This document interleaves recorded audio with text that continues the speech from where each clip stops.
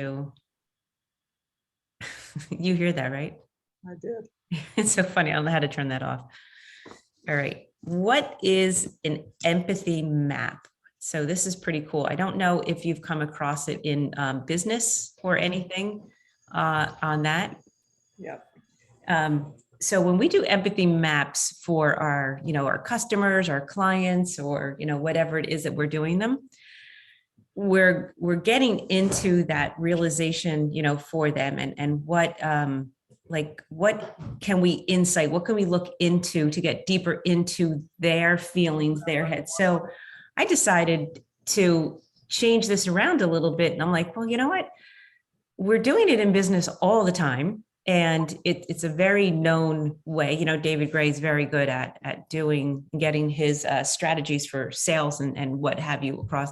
I'm like, this pertains to me. Like, I see myself in this little, in this head and in this diagram. Like this is a way for me to look into what I'm doing in my own work, in my own thoughts. Where am I self-sabotaging myself? What are things I see? What are things I hear? What are things that I do for my own personal? And then it reflects into my relationships or into my work. So I'm like, empathy mapping can be done on a personal basis. So I started kind of hacking the idea around of doing the empathy mapping for like a personal use. So let me see if I can share my screen. So I think I sent everyone the empathy map guide. I'm going to put it in the chat and then you might be able to pull it right up. And then if not, I'm going to share my screen anyway. Here's the chat.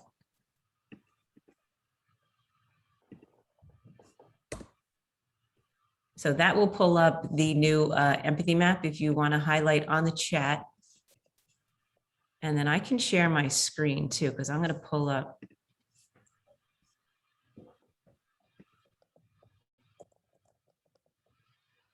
So should I print this out?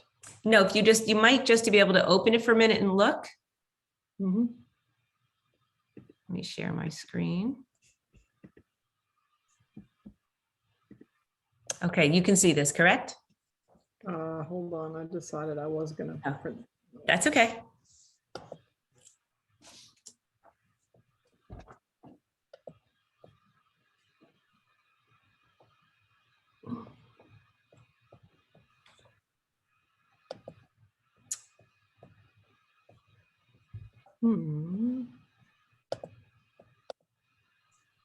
Okay, yep. All right, I'm going to grab my water. It's 3 feet away from me and I can't reach it. Yeah, I'll be right. I'm going to go grab my glasses.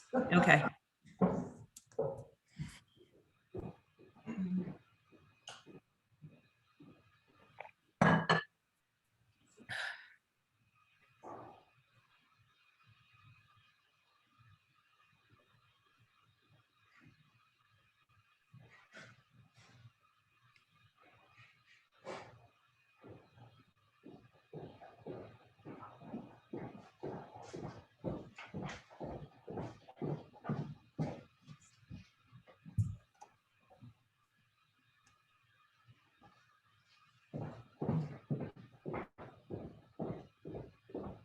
Okay.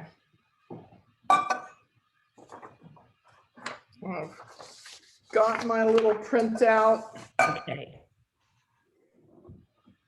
All right, so we're only going to do this. This will probably take us about 15 minutes or so. And then when we get into the points where I'm going to say, so if you've done an empathy map in work or whatever, we normally have like our big whiteboard or something that we have it on. Mm-hmm. And then I would usually draw the head. Like when I'm doing it, I actually just take either my iPad or this and I draw the, the funny little head. And then I break it up into the points, but I always do the X through it. So the X is the quadrants that we're going to use. And then from there, I grab all fun little sticky notes and my fun colored pens because you want it to be a little bit fun. When you're doing it for yourself, you want to have fun in the creative process of it so that it's not a business, whatchamacallit that we're doing, business strategy or something that we're working on. So here I have my big board. I don't, but I say here I have my big board and I'm doing it for me. So when I first did it for myself to see if it, because it was really resonating with me personally. And I'm like, I think sabotaging things, or I think of goals for myself, or I tell myself stories when I'm trying to get out of doing something, or when I say, Christmas season is over and I want to lose some weight. And then I find myself eating late at night or something. Like I do this. I don't have to only be looking at like a customer or client or something like that. So if we go into quadrant 1 up in the upper left-hand side on the goals, we'll start with 1. So here we're on our canvas. Who are we empathizing with? So here we're going to say ourselves. So think of you as this person. I am the who. So who is the person that we want to understand? And then we're going to put we're thinking of ourselves. What is the situation I'm in? What am I trying to achieve right now? And the role is I'm the player. I'm the player in this game. So I'm going to be the pawn that I'm moving myself around. So I know the who, and I know I'm the player. What do I need to do? So at the first point when I did it, when I was in school, I needed to become more organized with my time. I needed my calendar to be more productive. I needed my real time management in my calendar to be more fluid, more reactive to situations in real time. So what do they need to do differently? So what did I need to do? What do I need to do differently? I need to actually say time block on my calendar. I need to actually fill in real categories of things that are doable and stick to them. So for you, let's say for you, your goal is to feel healthier. You want to feel vibrant. You want to be at your best weight for your body structure. You don't want to be a supermodel, and you don't want it there because those aren't realistic. Who are we? What is the best healthy weight for our constitution? So that gives us vitality in life. So we want to live. So say yours was more vitality or something. So what do you need to do differently? You need to start thinking differently as a person who already has this mindset. Maybe you need to be aware of what does a person who wakes up feeling vital and really like full of life, what do they do? So what would you need to do to get this job done? So here's where the sticky notes come in. So over on side 1, real fast, you would just put, you would have Laura, and she's the player. You are the person in this. On 2, what do they need to do? 1 sticky note is, what do they need to do differently? So on mine, it would be actually organize my calendar, like really do a calendar at this time. That was my main goal on my first one. What jobs do I need to get done? I need to physically go in and organize my time blocking, my buffer blocks, my whatever it was, my breakout time, something I needed to structure, social media time, whatever it was. So what do you need to get done?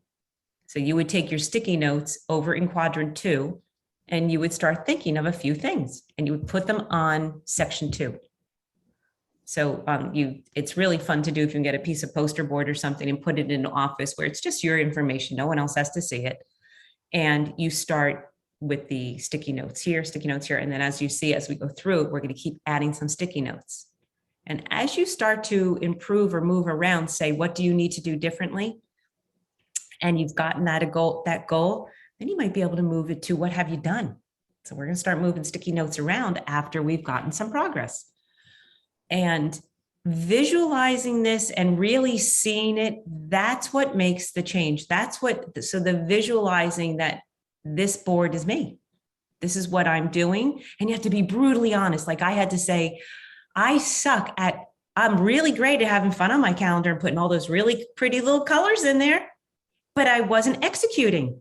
I was skipping over or taking another call. I wasn't honoring what I had really done. So I wasn't being honest with myself. I was making a pretty calendar, but I wasn't doing it. So you have to be brutally honest. Like, what are you really doing, or what are you not doing? What are you lacking in?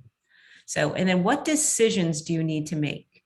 So whatever what you're doing, this is between you and your board. What decisions do you need? So take a couple sticky notes if you have a couple ideas. What do I need to do to make this? Need to make what decisions, excuse me, what decisions do I need? So like for me, I had to decide that when I got up and my calendar said at 10 a.m., I needed to send out 2 social media posts or get on a call. When that little bell rang, I did it.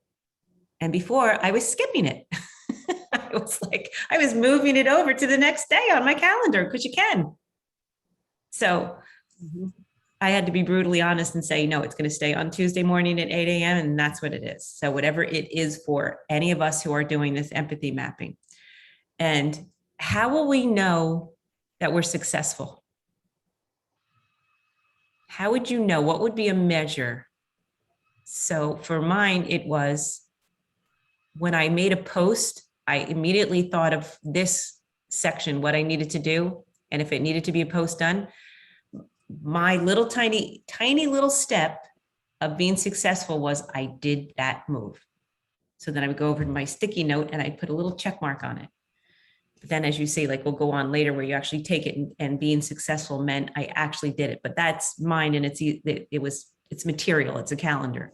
So when you say, how will we know we're successful? You're not talking about the big goal. No, that little tiny thing, one of those things, what do you need to do differently? What jobs or what do you need to get it done? So how would you know that you actually were successful in that? Because usually the way you know you're successful is you see an outcome. There's an outcome from it. So there's a tangible something happened. Mm-hmm.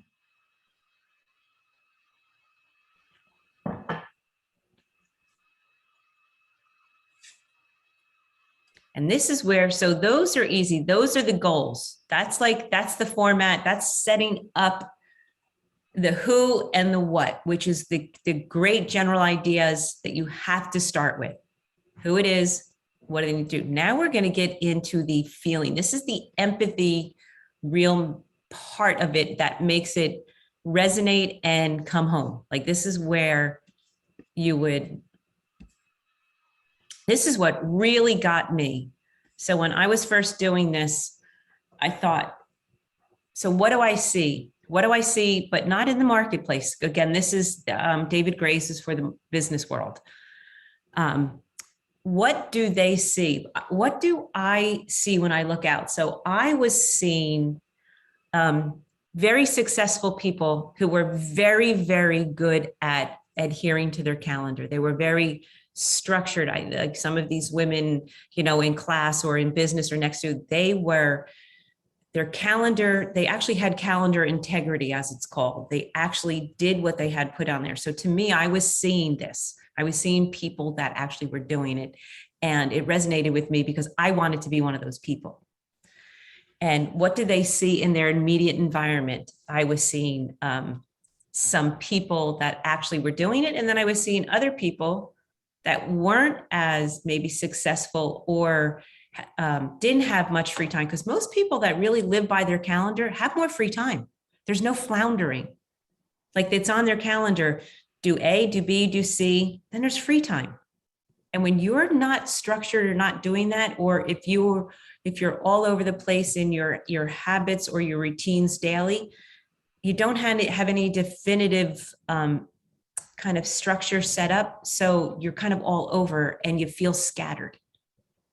So once you start getting things done, there's more free time. There's more free space, which you've noticed just in this last week. Giving up a few things gave you more free time to do whatever you wanted, something more pleasurable or something more productive.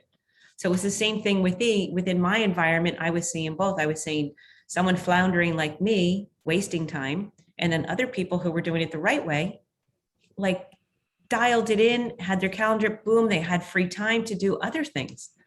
So, and then this is a good one.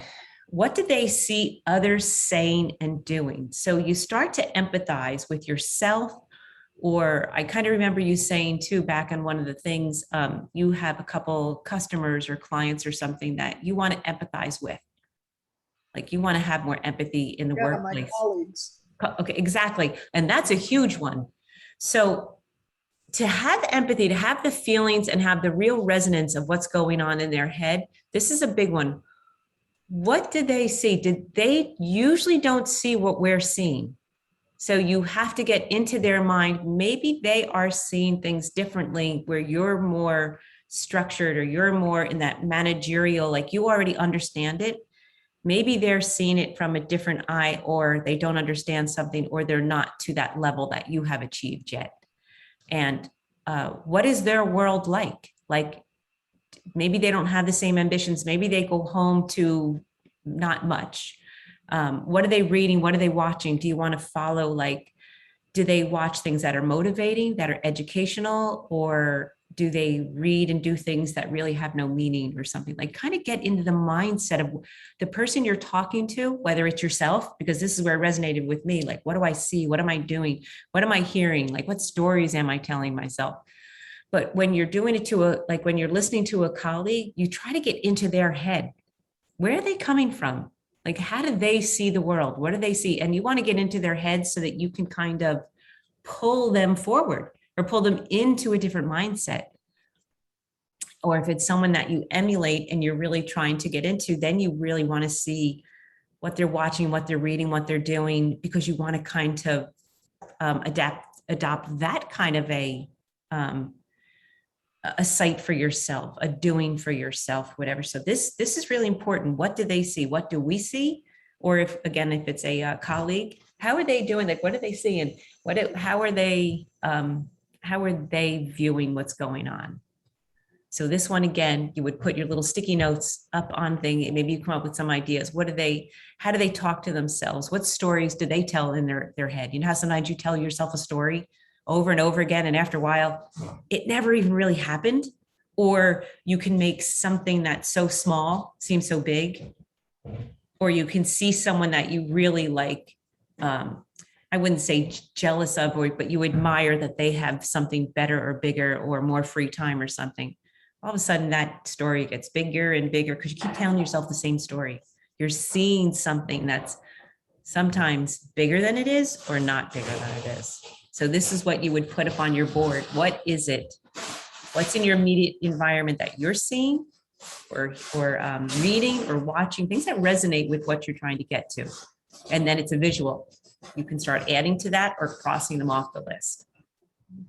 So getting into the mindset of your person or yourself. And then here, we'll get on number 4. What do they say? So let's stay on your colleague for a minute. So let's stay with the colleague just for the second, because the see and the say are very, very related. And again, you can think of yourself as well through this, but what do you hear them say? So this is very, very resonant probably with you in your workplace. What do you hear them say to others? Like, what are they like? What are they saying? What is their mindset? What level are they on in their thought process? And then what can we imagine them saying? Like, say they're in a little group, a little coffee clutch, a little smoking clutch or whatever it is. And what kind of things are they saying back and forth to each other? So you could either make it up and put it on the board, or you actually listen to what they're saying to other people. You're trying to get into the mind of this other person. Or what I was doing was getting into my own mind. What stories am I telling myself? What do I say to myself? Like, sometimes you go in and you go to say to yourself, like, oh gosh, say it was a bad day, or say you haven't achieved a goal. Like, I really didn't want to do it today anyway, so it's okay. I didn't do it today. I didn't, achieve this, or I didn't take the day off, or I didn't go for a run, but that's all right, because I really didn't want to. Like, what are you telling yourself? Good stories? Are you telling yourself sabotaging stories? And can I imagine myself saying something differently? Like, all right, I am going to do this, and I'm going to do it that way. Or I really don't care if I do that or not. It wasn't too important anyway. Like, what do you say to yourself? What is your sabotaging? And then we do that to our colleagues. What do you think they're saying to themselves? Are they someone who's really strong and someone who's very like project oriented within whatever you're working on in work? Or are they the person that's like, I can't do that. no, I'm not good enough to do that. Or, oh gosh, my boss, she's a jerk. She's got too many demands on me. Like, what is she saying? What is that person saying to themselves? So you get into the mindset of who you're talking to. Who are they really? And what do they say to other people? So, some people take command of a conversation and some people are that passive. And you have to get into the mindset of who are you dealing with? What do they say? What do they hear? What do they, what conversation is going on in the coffee room? You know what I mean? You need to really get in. And then if you find something that's not, maybe they put on a front, or maybe it's not up to what you thought they were or that they could handle, that's where the empathy comes in. Then you start to realize they're not on the same level you thought they were. So maybe you actually can get into their mind and maybe help them a little bit, or structure. Maybe they don't know what you know and you just assume they did. Things like that, which really help promote your workplace, because now you understand where they're coming from and the stories they're telling themselves, the stories their friends are telling them, the stories who their circle is. You start to understand where someone is coming from rather than always combating it or trying to take over the situation. And it becomes a much more productive, because then you have a different way to approach them. You can maybe get on their same wavelength, say something that resonates with them, and start to pull them out of it, which makes it a better team member for you. Makes things easier for you, because now you understand they're nowhere near what I thought they were, or or maybe it's just the opposite. They're so far gone and you're like, oh my gosh, I had no clue they were already that much, off the deep end. So you have to start to understand yourself and understand the people you're working with. What level are you dealing with? Because people tell themselves stories all the time. Like, I see it in my workplace all the time. Like, someone is telling themselves the same story, someone who either acts like the boss or they're ready to go and they know they're like, I can do this, why can't that person? Or the person that just keeps going, walking slowly behind, going, oh, I can't do that, or I'm not at that level, or I can't get all this work done today. Like, you start seeing who am I dealing with? What are they doing? How can I get in their head? And how can I pull them out to my level? Or how can I deal with them? Then we're going to go into number 5. So all these ideas. So your board is just ideas of these questions that you're asking on your empathy map. The fun little sticky notes with the different little colored pens and things are the ideas that are coming out of this, because your mind is going to race with these great ideas. So if you want to do it colleague related or yourself, which I've done both, but I had a lot more fun trying to be brutally honest with myself. So then what do they do? This is a good one. Let me pull this up. So I would say to myself, what did I do today?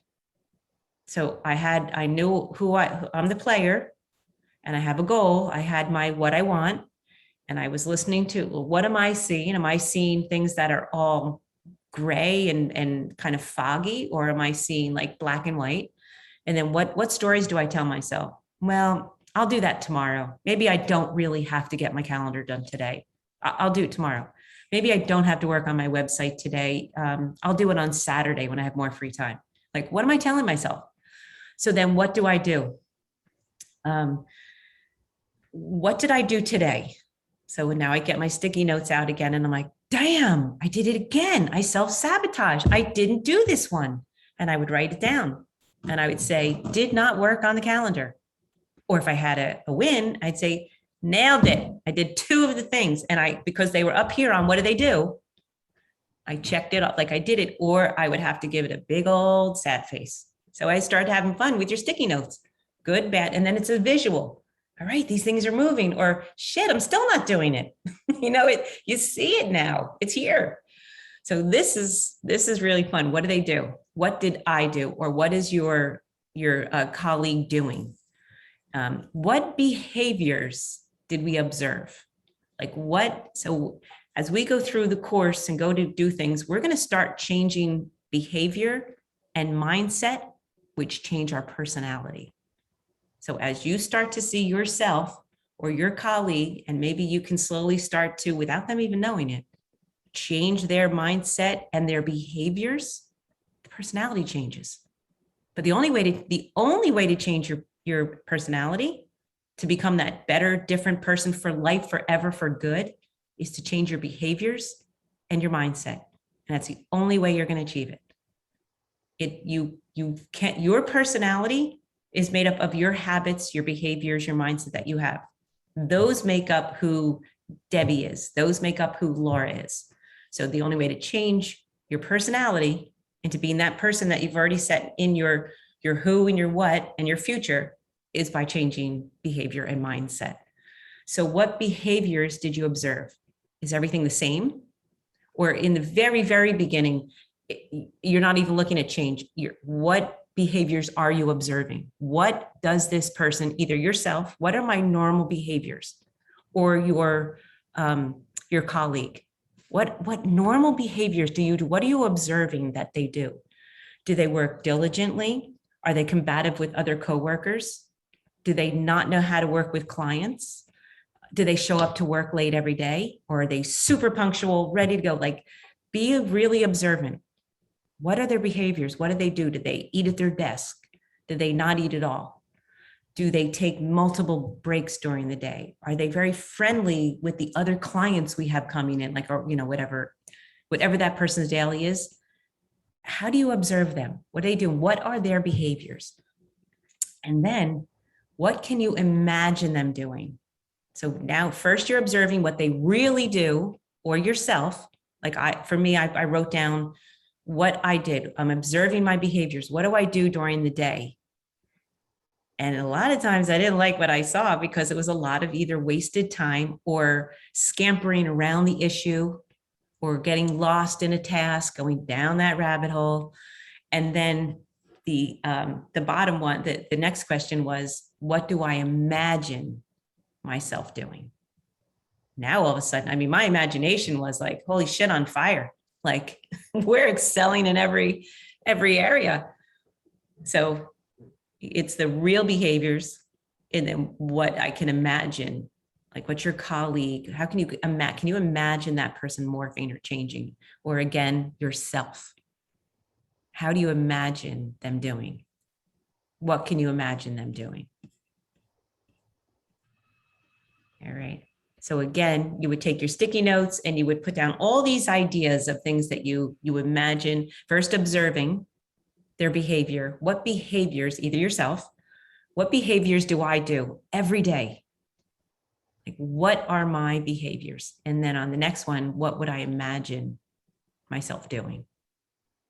And then this one is very good. This one, most people don't pay any attention to, and this is huge. What do I hear? What do they hear? Because it's on the map. What do they hear others saying? So this is really huge. A lot of us just assume that we hear what's being said. And we don't always really hear what's being said. We hear what we want to hear. We transform things into the way we want to hear them. So when you're talking to or thinking about your colleague, that person's doing the same thing. She's hearing things the way she wants to hear them. But when you're trying to change or do something, you're hearing it the same way. So what are they hearing others say? What are they hearing from friends? So like maybe a friend is saying to them, you look great today, or, something's changing in you. You look so good. Or is work really tough? You look really tired lately. Or maybe they hear others saying, God, life is so good. Or maybe they hear other people in their circles. Because remember, a lot of things come into our life and are direct reflections from the 5 people that we associate with. But not only our 5 people in our circle, it's each one of our 5. It's their 5 people that are even more influential on us. So what do they hear? What are they hearing from friends? What are the stories? Are they good? Are they bad? What are they hearing from colleagues? So even you in the workplace, what are you hearing other people say? How do they think? How do they talk? What are they talking about? And then even secondhand from other people, what are they saying about your colleagues, saying in general? You get to start to get a mindset of how the people that they associate with, the people yourself you are associating with, what do they hear? What's coming in? What stories are they telling? How are they seeing you? Like, you start to, you need to like get into the heads of the people that are in our outer circles, that are in their outer circles. And you start to understand everybody else is hearing all these different stories, and it's a direct reactive, like it's a reaction on us. If you're doing the one like I did for myself, if I'm hearing what other people are saying, it almost gives me a boost to go one way or the other. I can either fall into, into that cave, or I can feel like really uplifted by what the people in my circle are saying. A lot of people want you to stay in their circle because it's easy and it's comfortable. When you start to change and come out, you'll get a lot of resistance from people. So you start to understand what kind of people, what am I hearing from colleagues? What am I hearing secondhand? Are things in a positive or a negative? And just write down ideas. It's just brainstorming. It's just ideas. What are they hearing? So you want to get into, say, your colleague's mind by understanding maybe how she's hearing things from other people, how she's hearing things from you. If you give her a directive, is she hearing it as something that is doable, or God, my boss is a jerk, she's making me do this, or something like, how is she interpreting what's going on? So that's really, that's a hard one. We hear things, again, differently usually than they're said, because we're going to interpret the way we want to hear things. And it's the same for everyone within our circles and the outer circles.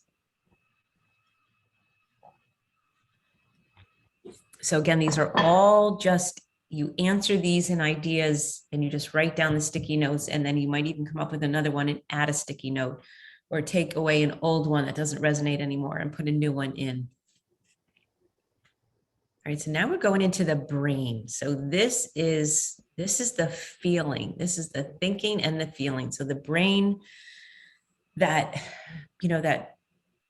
third eye, the pituitary gland, that the pineal gland, rather, like, that's the process. That's where we process emotions and things. That's where the difference is made.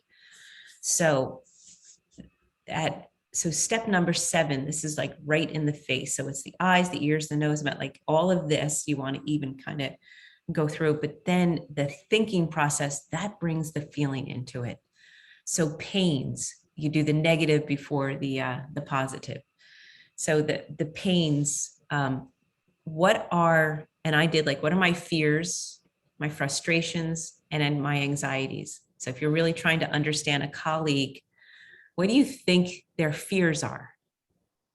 What are their frustrations, their anxieties? So if you put together the whole outside of the head first, we went into, what are they seeing? Like, you're trying to get into the mindset of another person. What are they saying? What are they hearing? Now you want to get into, what are they thinking? What might be their fears, their frustrations, their anxieties? So maybe they're bringing things to work that are frustrations from home. Maybe a colleague has an alcoholic husband, or maybe their mother is dying of something. Maybe they have panic and anxiety. You know what I mean? Like things like this that might be coming to the workplace. And you need to maybe get into that mindset and then see, so maybe these are pains of this person. Or again, if you're doing the empathy map for yourself, you would write right there in the brain, put a big like brain there and say, my fears are, I'm not going to achieve these goals that I set for myself. My frustrations are, I wasted too much time today and I'm not going to get it done. And my anxieties might be that I stress myself out after I haven't achieved what I want to achieve. So I wrote down all these things I could come up with on my sticky notes, and I put them in as, those are my pains. These are the things that are carrying with me that I need to really feel. Because once you feel them, that's how you can change them. If they're just words, they're just words. But when you understand, when you start to feel fears or frustrations, that's real, because that changes how you act. And then after the other split of the brain, the gains. What are their wants, needs, hopes, and dreams? So you always want to set yourself with some goals. What do you hope your life turns? What do you hope happens in the workplace? What do you hope for the vitality of your life? Like, what are your dreams of being able to have fun with your girlfriends and lose weight, but be able to wake up in the morning with your girlfriends on these great vacations and really take it a crazy long, hard hike and physically be able to do it and want to do it and maybe want to do it again. Like, these are things you set for yourself that you're hoping these are going to be gains. These are going to be wins. So here you would write a whole bunch of things that all of these things that you're seeing, saying, they're something in them is going to shift. You're going to have this empathy for all these feelings of these outside things that are going to come in and become part of the resolution to your needs, your hopes, and your dreams, your wants. They're going to become the structure to achieving that. But you have to attach the feelings to it of the frustration and the fear and the anxiety of these. So one is directly related to the other. The pain points are here, but the gains are going to outweigh it. So this is what I really want. I have to figure out a way to stop telling myself the stories or hearing what I want to hear or seeing other people. And instead of just wanting to be another person, I have to start doing it. So those fears and frustrations and things become, what do I hear, see, and feel? And what am I saying to myself? What stories? Those need to change and not be fears, frustrations, and anxieties. Now they need to become realistic hopes and dreams and wants with power behind them, like some real structure, because now you start to see the whole picture. But within a colleague, you're getting into that mindset to where you can actually get in there and pull these things out and shape shift them. And half the time now you're thinking, doing, smelling, feeling like they are. And you can actually flip their mindset because now you're in with them and now you can work with them on a different level. And you almost can pull them out and they don't even know it. They didn't even feel it. You're acting from a different platform. And it's really pretty cool.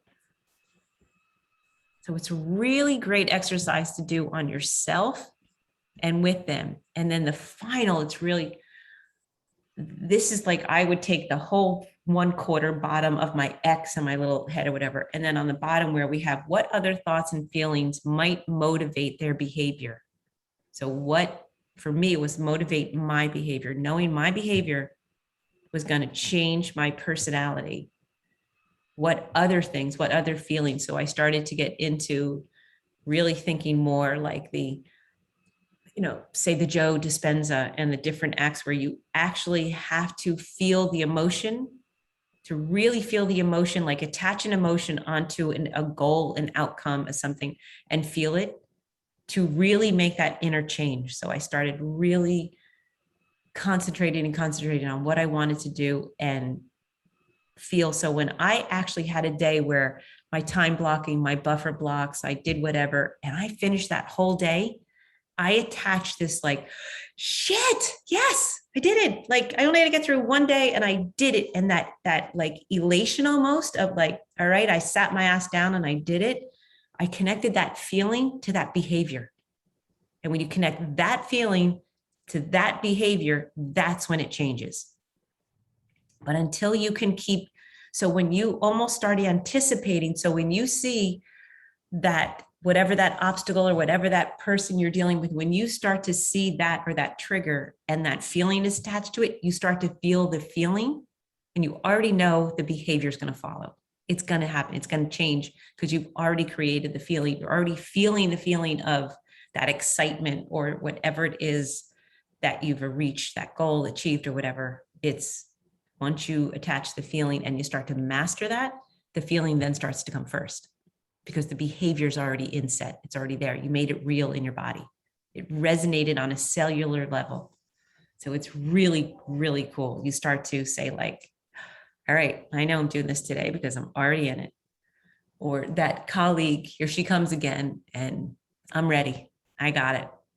I understand this right now. I understand her.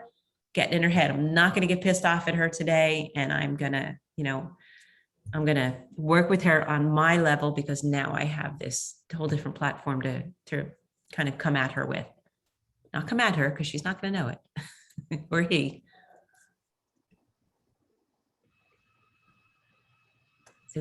So if you take your empathy map, read it again, come up with some like really fun things and take your sticky notes, maybe do it kind of quickly the first time, maybe only take like 20 minutes, 15, 20 minutes and do your 1, your 2, your 3, set it up, do some sticky notes on it. And then you start getting, you'll pass by it or you'll think of something like, oh wait, I have another, like I just came up with an idea, put another sticky note on it. And then you'll start to take away things like, what do they see? And if it's yourself, I no longer would say I was seeing things, someone else had a better calendar, whatever. I could take that one away because now my calendar was doing that, like I was doing. So I would start to take away the negative things because I had overcome them. I had already gotten out. But then maybe I came up with a better idea. Now I see myself, all right, now I know my management tool is really working. So now I'm going to put in like, I'm going to put Asana in there. Like now I want to master Asana and get my project management going, whatever it is. So you start taking away the ones that now you've gotten little wins on. Now you start putting bigger ones in, like different ones in. So that's where it becomes progressive. So that's empathy mapping, but for yourself, or for yours was a specific example too, for a colleague. But it's getting into what's the see, the say, the do, the hear, and then the feelings, bring the feelings into it. Oh, any question? I know that was like a all over the place, but any questions on the empathy mapping or the? No, I've seen it before. Yeah, most people in business, but we do it like for, colleagues, customers, how to get into the mind of a sale, all of that. Right. Yeah. But different for yourself. Yeah, I found it really powerful for myself. So that is empathy mapping 101 to recreate your new self, your new identity, and really kind of get into your own mind, get into your own mindset. What are you telling yourself? How are you self-sabotaging yourself? What stories you're telling? What do you hear other people saying that's resonating with you?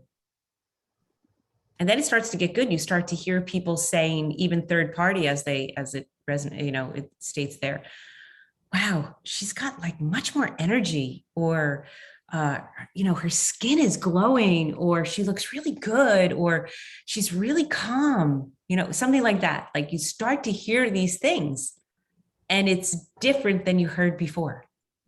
It's different things are being, said, or different things you're observing. And then that's how you know it's working. Whatever it is, whatever you've chosen to be or what. Yeah. So that's empathy mapping for personal. How to change it from the marketplace into the personal space. Yeah, it's a different way of thinking about it. So that's my little on empathy mapping. Cool. Thank you for going through that. You're very welcome. Yeah, I like it. And it's good for me too, to go through it and like really kind of do it as a practice again. I did mine last night. I wrote all my things out. I had tiny sticky notes with all little words all over them. And so I actually redid my own. It's filled with stuff from every little quadrant. Interesting to see how it was in the beginning and how it is now. Yeah. So that's that. I'm so glad we went through this, and then you got a little bit of a kind of a look into it on a personal level. It was helpful. Thank you. Good. You're very welcome. And see you tomorrow for the yin yoga. That sounds good too. Good. Very, very good. All right. I will see you in a yoga class tomorrow.